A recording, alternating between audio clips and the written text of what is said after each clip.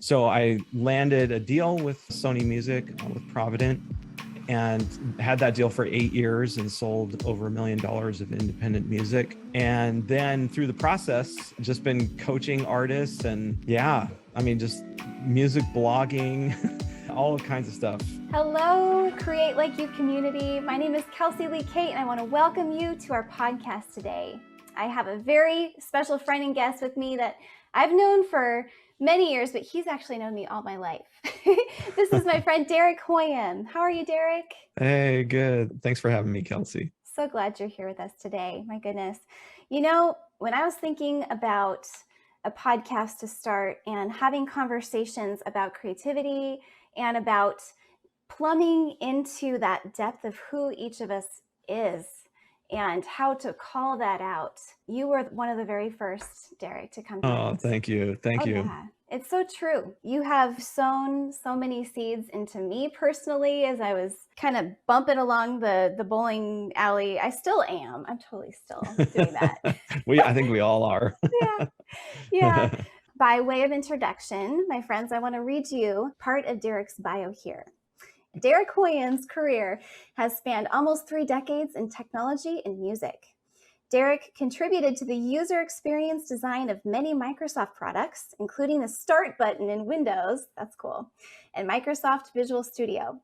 Derek then established his own record label, SaveTheCityRecords.com, and management company, RainOnMeProductions.com, that went on to discover Capitol Records artist Alan Stone and worked with 90s supergroup Color Me Bad, American Idol finalist Jeremy Rosado, Byron, Mr. Talkbox Chambers, who was a Grammy-winning instrumentalist for Justin Timberlake, Bruno Mars, Toby Mac, and Lecrae, and rap producers Jacob and Daramola, who is the producer for the Social Club Misfits and Kesha.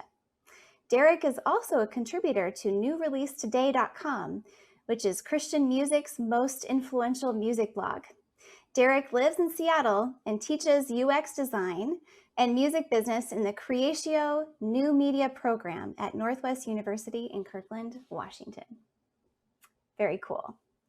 Well, thank you. I just have to highlight the Start button in Windows because that's a fun little bit of trivia. What's the little trivia behind there? Well, so this is going to date me very poorly, but yeah, I mean, back in the days when a lot of people had not used a computer yet, there used to be a day where there were no phones, no cell phones, and not a lot of people had used a computer. And back then, computers were very difficult to use, and Microsoft had early versions of Windows that were really horrific to use. And so I helped do the research that led to the creation of the Start button. And that was one of my recommendations is we should have a central place in Windows where people can start to do things with their computer. And then that became the Start button. Thank you very much for that, because without that, I would be lost with all my documents everywhere and buttons. Oh yeah, this is Willow behind me. Hello, Willow. Oh, Willow's new. Oh yeah, you guys might see a kitty or two come by. We have 2, and the orange one is George. George, yes, I know George from the live streams. Oh yes. Well, Derek, there's so much that we could talk about today, but in particular, I would love to explore how it is that you figured out what your path is to be and really from how it began. Just walk us through your story, son. I'd love to hear. Yeah, I've been a drummer from an early age, and I come from a fairly musical family. My dad played multiple instruments. My mom loved playing piano and was kind of an early gifted piano player when she was very young. And so fortunately, with great music in my house, like lots of jazz. Oh yeah. And my dad loved Manhattan Transfer, so listen to a lot of that. Hey, there you go. Yeah, and then my sister really got into it too. So shout out to my sister Marie, who turned me on to Michael Jackson, and rap music, and all kinds of other fun stuff. And so we had a lot of diversity of music listening. And so I took up drums as my main instrument, although some would debate whether it's an instrument or not. Yeah. And then I began playing in church when I was around 15 years old. And so usually when you play in church, oftentimes you'll switch off, maybe you're twice a month or something like that, right? So I'd play once a month or twice a month at church and did that for many, many years. And as I got better at my craft, so to speak, I wanted to dive deeper. And so as digital recording came online, kind of in the late 90s, early 2000s, is when people were actually recording to hard drives, like converting digital information and storing it instead of recording onto analog tape. So I was like, that's kind of fascinating to me. And I want to start to do that. So I built a home studio and then put my own computer system together and tried to start to figure it out. And this was, I hate to say it, this was even pre-YouTube. You couldn't look things up. There were no video tutorials on how to set up your computing rig or anything like that. So I was just doing it by braille and by books, essentially. For real? Trial and error. Yeah. Wow.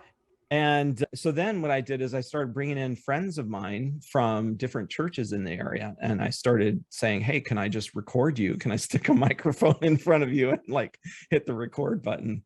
And that's how I got started. I literally didn't know anything. I barely knew what a fader was, which is the volume control on a mixing desk. I didn't know anything. And then as time went on, I just practiced a lot. They say that in order to be good at anything, you have to put in 10,000 hours. And I literally put in my 10,000 hours and then started getting commercially viable results. And then I had people encouraging me like, hey, Derek, you should reach out to people in Nashville or LA or whatever. So I did. I hired a publicist in Nashville and began to network and try and get some buzz happening around some artists I was working with. There's a lot of twists and turns in this, greatly summarizing, but yeah, so essentially that happened. And then eventually along the way, I met Jackie Velasquez's parents in Nashville. And so I hired them to help me with some marketing, and they actually took me around and we met with Sony Music. That was called Provident. That's their Christian music division. So I landed a deal with Sony Music, with Provident, and had that deal for 8 years and sold over $1 million of independent music. And then through the process, just been coaching artists and just music blogging, all kinds of stuff. Then that led to the university gig where I teach music business and product design, the combination of all the different things that I've done kind of forever. And Northwest University in Kirkland has a program that encompasses all of that. So audio production, video production, media business. And so, yeah, that's kind of my whole world. Wow. Yeah. And why did you choose to continue to teach technology along with the music aspect? Well, I mean, it's very interesting. This brings up a really good subject to talk about, which is called the side hustle. And all musicians should know about the side hustle, or artists. Like that? Yeah, you could do that too. I think any creator knows that it's very difficult to live off your art alone. And when you look at wealth creation in the country and really in the world over the last really 20, 30 years, it's been in the technology sector and driven by the technology sector. So it's kind of cool, if you have technology skills, because you can use that to help fuel your passion. And I think that's a good thing. And I think all artists should be okay with having the side hustle, And in fact, what's really interesting, there's an article that Harvard Business Review did, I think it was sometime last year. And they were saying everybody should have 2 careers, essentially, because you never know what might happen. And they were specifically talking about creatives, but they were saying that's kind of just a good practice in general, especially in the gig economy. It's like, well, if something bad happens to one career, who knows what could happen? It could be from an injury on your part, or it could be like, well, let's talk about, say, radio, for example. Radio is not going to be with us forever. FM towers, they're not going to be as important going ahead, and that doesn't mean that the art of radio is going to go away, but it means that FM towers are going away. So there's going to be certain industries that are going to be disrupted. And so future-proof yourself, right? by having different things in your back pocket in your toolkit. So yeah, so that's kind of how I view it. I want to go back to when you're talking about building a studio at the Mm-hmm. beginning there, Mm-hmm. and you didn't know what you were missing with YouTube and Google and all of that. Mm-hmm. Yeah. But I'm so curious, what was going through your head when you're learning how to build a recording studio and you have no frame of reference except for books, and a lot of it is there's not really a demonstration to it. What was that like for you of learning how to do it? And what did you do when you got discouraged? Yeah, it was tough. I mean, it was tough. And I think, one thing I think I learned through that was the importance of apprenticeship. And if you look at the creative industries, and I would even put like filmmaking, really, I think is a best example of this. Filmmaking is so complicated. It's not only is it audio, and then it's also lenses and cameras and film and lighting and actors and set design and all of that together, and screenwriting and dialogue, and yeah, it's crazy. And there's just so many variables. And what I think is interesting, say if you look at a company like Disney or any of the big media conglomerates that makes movies, is they have been able to pass down knowledge of how to do those crafts. There are college programs now for them, like you go to USC Film School or whatever, but they've been around for 100 years or so. So long before there were these university programs, it was through apprenticeships. Like if you wanted to be a cinematographer or something like that, you had to learn from somebody who already knew that craft. And so I think it was hard for me because I was just a guy from Seattle, Washington in his backyard trying to figure this out. I didn't have any connection to anybody famous or with the knowledge or anything. So I was able to go hang out with other people, like other artists in particular, who might be going out to record their albums. And then I would just like, hey, can I buy a plane ticket and go with you and hang out in the studio? I literally would just sit on the couch and watch the process and ask questions occasionally of the recording engineer. Then through that, I got to meet various people. Then the fun starts to happen, because as you get to know people and they start to open up. So that's really how I tried to bootstrap myself, was just trying to hang out with other people who I felt like who knew what they were doing. And then I just tried to be a fly on the wall as much as possible. What would be the equivalent of that mentality today? How would people do that today? Well, yeah, I mean, now they do it through YouTube, right? Yep. Yeah, so you can learn a lot on YouTube. I often give the example of like, hey, if you've got 12 tracks of drum tracks and you want to quantize them to a metronome, I had to figure that out through I don't know how many hundreds of hours of trying. Where now you could probably learn that in like 15 minutes now on YouTube, how to do that. And the software is better now anyway, but yeah. That's crazy. Yeah. Wow. Well, and you mentioned how widespread YouTube is. In a world where it's so easy to create music that you basically can watch a couple YouTube videos about how to play the piano. I actually saw this recently in a piano training course where somebody was sharing testimonials of different people that took their course. And one lady actually said, I learned how to play piano, and then I recorded my very first album and I just uploaded it to Spotify. And on one hand, I'm thinking that's great, really cool that you're able to do that. But then on the other side, there's such a saturation of content out there. And so then you have musicians who have been doing this for 30 years. And I have friends who have been in the industry for that long, and they just say it's so different than today. And then, I'm just kind of curious to know, what's your take on all of that? I mean, you're right. The internet made everybody famous, so nobody is, right? Yeah.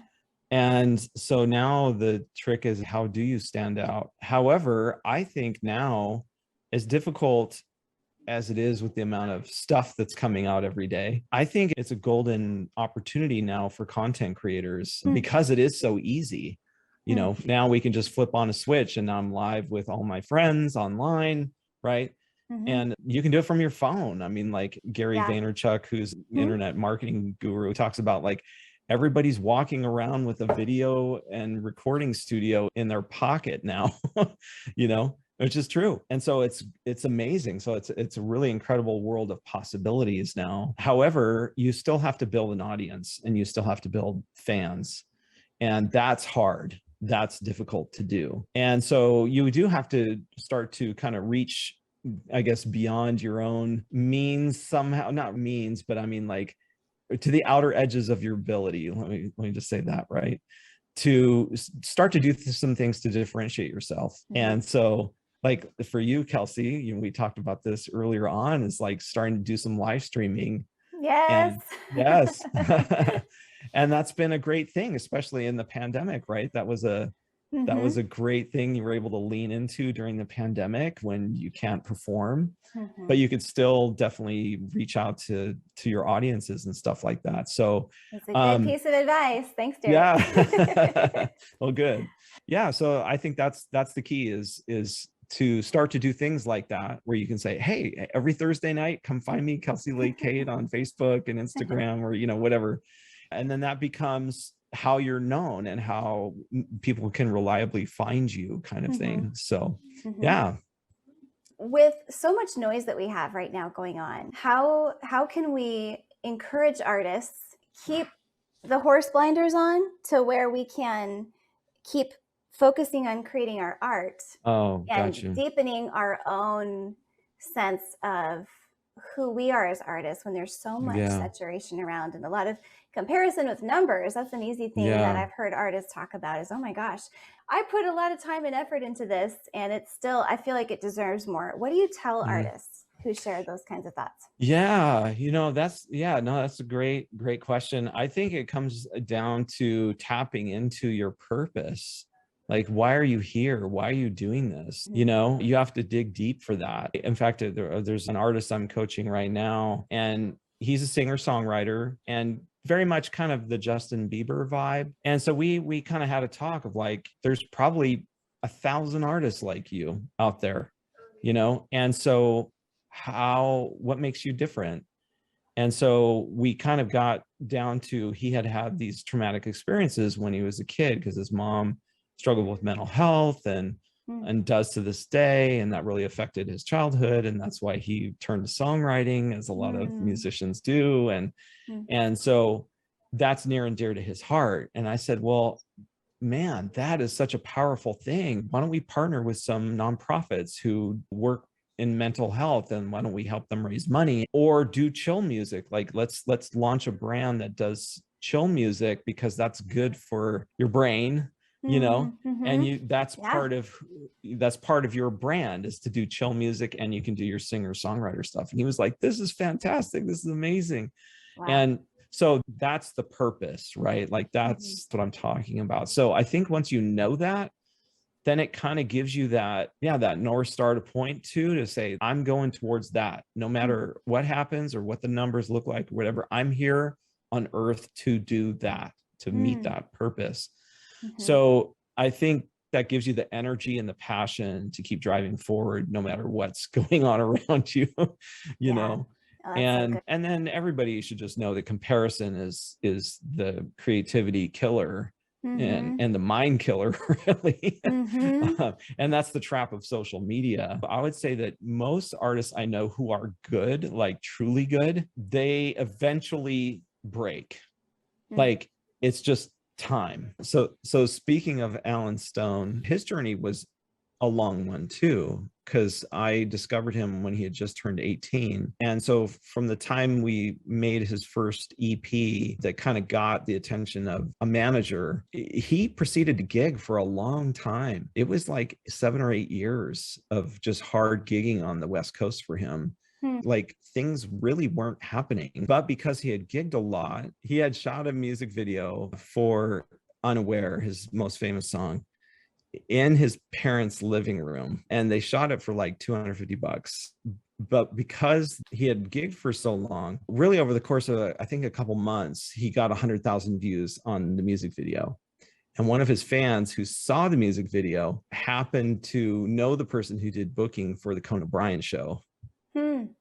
And he said, "Hey, Alan, I'd love to send this video to the booking guy for Conan O'Brien." Wow. And so he sent it. And then as soon as they saw it, they were like, "We want you on, like, in the next week, get down here to LA." And so it was that night really that he performed on Conan O'Brien that his Twitter feed just blew up. But it took a long time for him to get there. It took like about 7 years for that opportunity to present itself. But then once the Conan O'Brien thing happened, then he was on the Tonight Show, and then he was on Ellen, and it just went crazy after that. Crazy. And what's kind of funny is most people don't know that the average age of a pop star is 38 years old. So when you look at the Beyoncés and the Katy Perrys and the right, the Jay-Z's. No way. Yeah. The average age is 38 years old. That's way older than we think.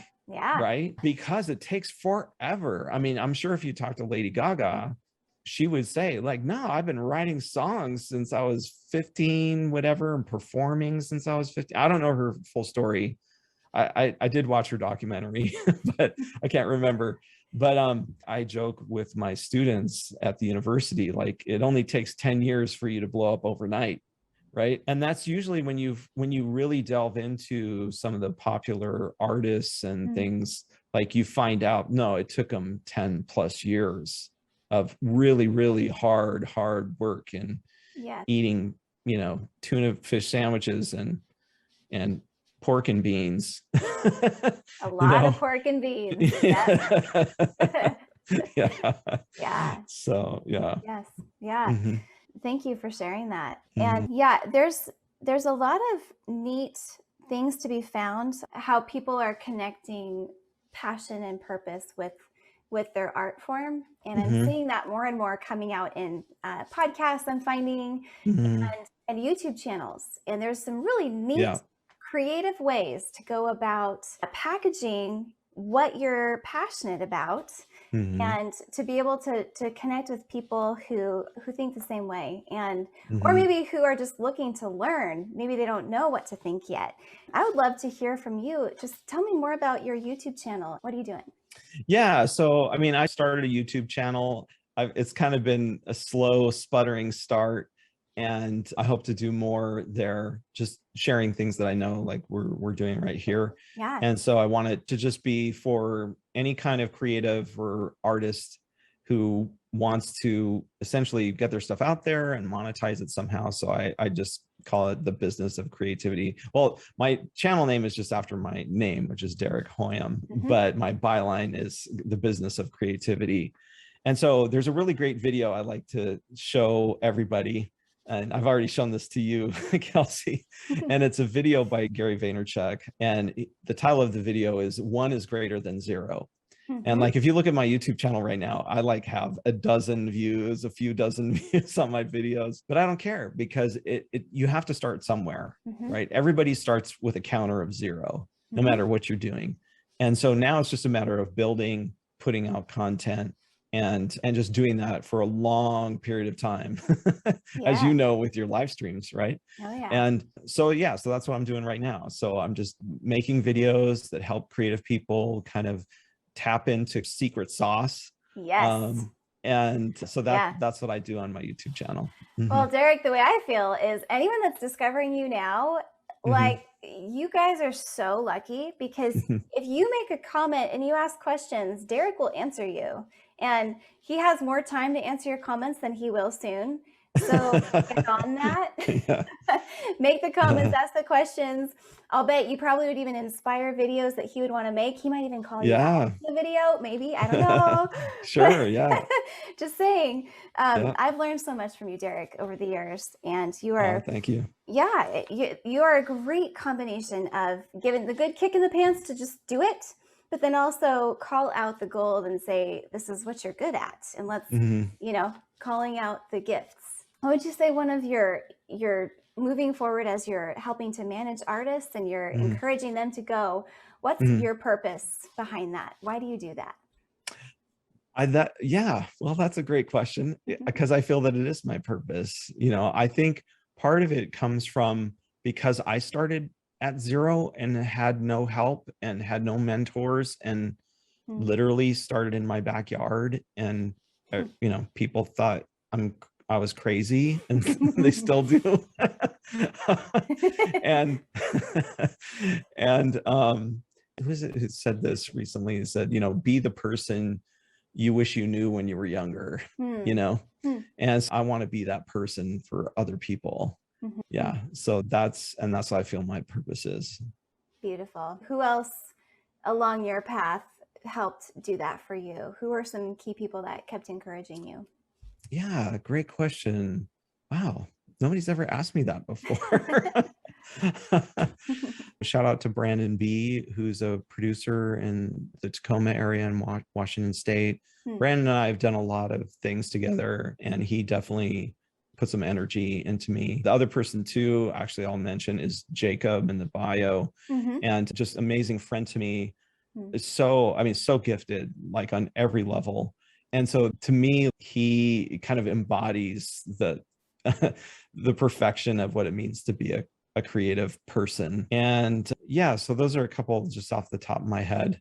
I almost feel like almost every person I work with inspires me in Hmm. some way, And then even Mr. Talkbox, he and I are good friends, and just his energy and positivity, like nothing can keep that guy down. He's truly like an happiness energizer bunny. And so I love that. I love just learning from each artist, what makes them great. Hmm. Yeah. Mm-hmm. Beautiful. The last episode that I did, and for those of you who haven't had a chance to meet John Albert Thomas, I encourage you to take a look at episode 1, which was my very first. Derek, you were my second episode ever. Awesome. A second Oh, interview. awesome. Thank you. An And honor. oh, I'm honored. My goodness. And one thing that John does is he also coaches, and he was talking about the beauty of coaching is that it's a reciprocal relationship, and you're constantly learning, and you're constantly discovering and figuring out even more of what you didn't know that you knew, and it just comes out naturally. And I can totally relate to this as a musician. When there's this place of no judgment is off in the mind and just flowing. Right. How that natural state comes. And tapping into that as a coach as well, and figuring out what's natural, and a really great indicator that it's part of your calling is it's part of who you are. You're very personal with how you weave people together and how you think outside the box of how to teach. So yeah, I try not to just give platitudes of what people should do. Yeah. I just learned the hard way, with a lot of street wisdom, paid a lot of crooks so you don't have to. Oh man. And so yeah, I feel like I can share that now, some of that street wisdom, and yeah, thinking creatively about how to do business. Yeah. Powerful. I have a fun question that I just love asking my creative friends. What is something that you like to do that's not directly connected to what you do that inspires you? Yeah. Well, I was kind of sharing this with you before we started, which was recently I reignited my interest in Star Wars. And so I've been tuning into a lot of YouTube channels and things, and Disney stuff in general. I actually grew up near Disneyland. We went there a lot as a kid. And so it's been fun, I think, during the pandemic to kind of just tune into YouTube channels of people who share those interests and hobbies. And so what I love about, what George Lucas did with Star Wars is just, speaking of being outside the box, he was so outside the box, with creating the Star Wars universe. And then just how far ahead he was technologically too, and combining those things together, I think is just really fascinating, right? And revolutionized Hollywood. So I just love that kind of trend setting, and it fascinates me. Yeah. Which totally goes right along with that technology conversation. Yeah. So you said what wasn't connected, but it's not connected, but it is. Totally. Yeah. Well, that's awesome. And in the same way where I look at food, I would say one of my answers would be cooking, and about flavors that complement each other. And often I'm in the kitchen, and music as I'm cooking I don't even know if this makes sense, but I will turn on a playlist that goes really well with roast chicken. And it's Mm-hmm. a different playlist that I put on than something where I'm making fajitas or and like Right. almost the sounds influence Mm-hmm. the flavor that I'm looking Mm-hmm. for. It's like an Right. improvisation of a different sort. Yeah. And to take us home, Derek, what would you say to someone who wants to learn more of how they're gifted and to delve more Mm-hmm. into what their purpose is?